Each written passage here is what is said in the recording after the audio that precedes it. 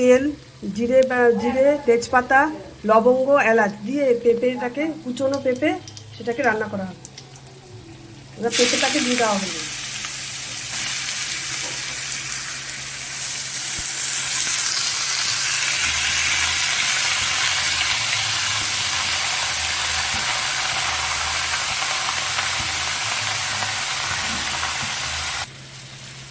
পেঁপেটার মধ্যে হলুদ গুঁড়ো আর নুন দিয়ে ভালো করে মাখানো হয়েছে।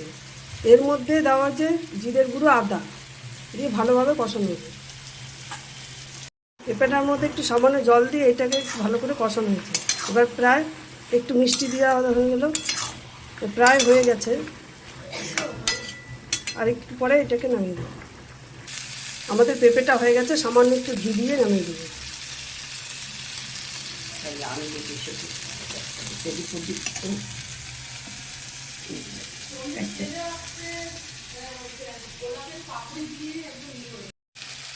পেঁপেটা হয়ে গেছে, এবার ঘি দিয়ে নামিয়ে দেবো।